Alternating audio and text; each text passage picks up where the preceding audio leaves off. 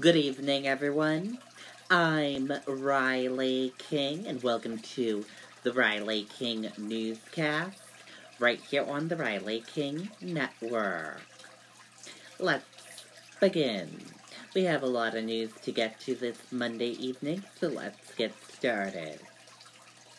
First up, autopsy is expected Monday on man, baby found dead in Hillsborough.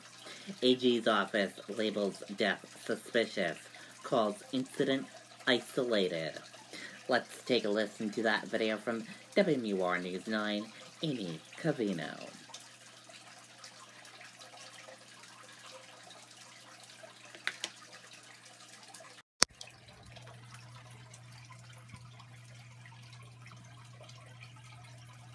Trying hard to get a better signal on your cell phone? Let signalbooster.com help you. A detective was here about an hour and a half ago, removing the crime tape from the Jeep behind me as well as the front and back doors of the apartment. Autopsies are scheduled for today for Mackenzie and Miles Deuce. Those reports will hopefully yield more insight as to what happened inside apartment 1. New England Trauma Services arrived at 10:15 Monday morning, loading what appeared to be cleaning supplies in through the back door. I was in the living room, and then my wife came downstairs, and she went outside. She goes, "You didn't see anything? You didn't see the rescue squad and all that over there?" I go, "No, I didn't even hear anything or know anything was over there." The Attorney General's office now leading this investigation, saying the deaths of the 4-month-old baby and her father are suspicious, but calling the incident isolated. My kids have friends in that building, so knowing that there's suspicious deaths makes it really, really uncomfortable, really scary. Shortly after 11 o'clock Sunday morning, the major crime unit van arrived at 45 Bridge Street. Investigators taping off the door to apartment 1, as well as a Jeep parked next to the building. Late Sunday evening, neighbors are unsettled by the deaths and anxious to understand what happened inside apartment 1. I know most everybody in there, and every one of them's decent. So I'm shocked. If something happened, I'm shocked. Support for the young family is pouring in. A GoFundMe page has raised just under $5,000 in fewer than 18 hours. In Hillsborough, Amy Cavino, WMUR News 9. Okay, and there you go on that video and that report.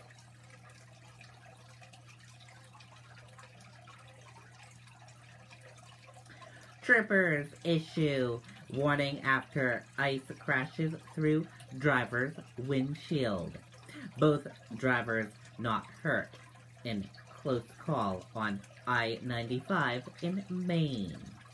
Let's take a listen to this video from WMUR News 9.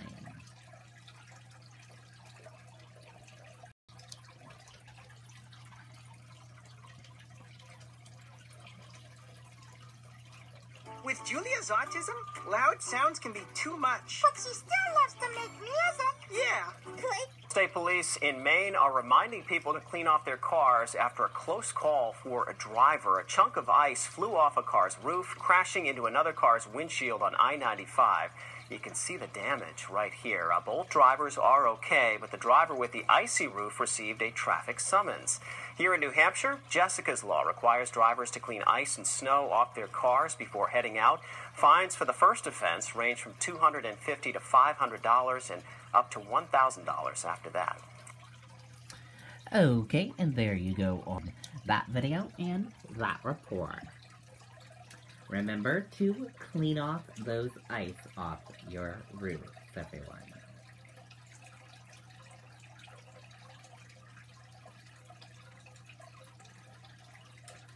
Our community hero. Thousands say goodbye to Worcester Fire Lieutenant Jason Moran. Let's take a listen to that video from WCVB Boston.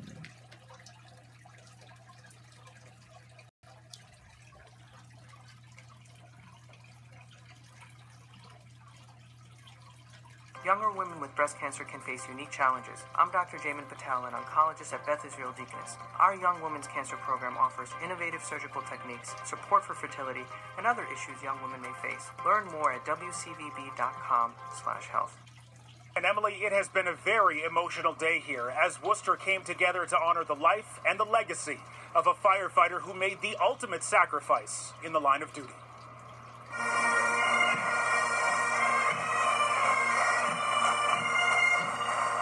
funeral procession fit for the hero that Lieutenant Jason Minard was and always will be. The Worcester Fire Department's Ladder 5 carried the flowers. Engine 4 carried the casket.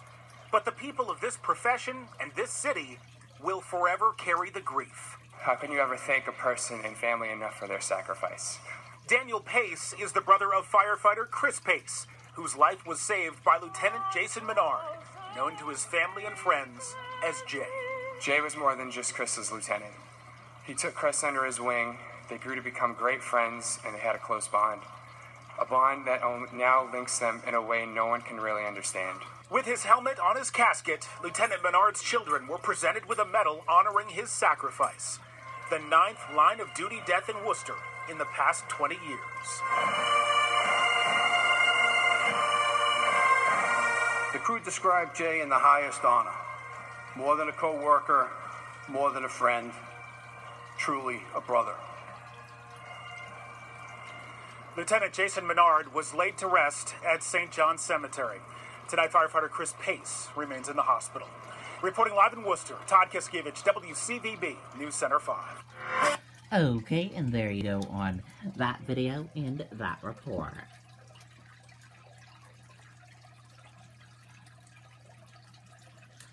Coast Guard finds missing sailboat off Maine coast with 3 on board. Ship not in distress and is continuing its journey south. Let's take a listen to that video from WMTW News 8 Maine.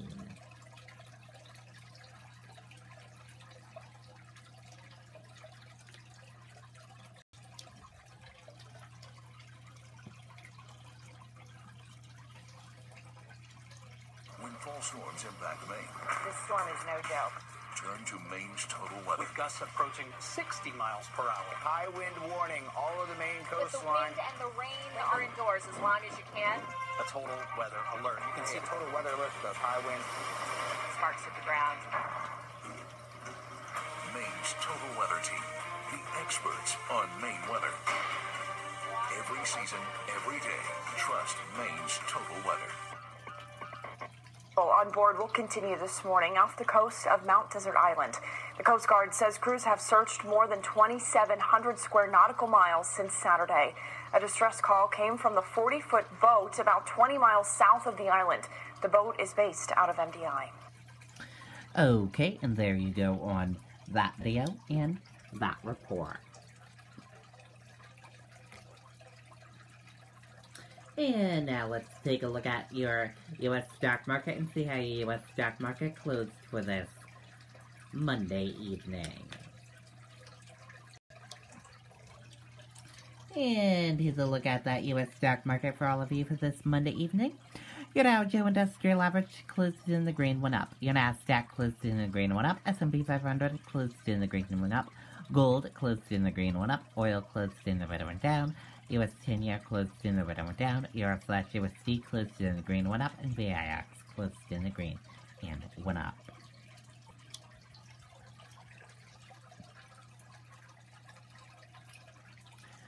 Stocks hit a record, but then gave up gains in end the day little change. Stocks posted fresh records on Monday before closing, little changed as investors designated mixed signals around U.S.-China trade talks. Gunman opens fire on family's football watch party in California. Let's take a listen to that video from ABC News.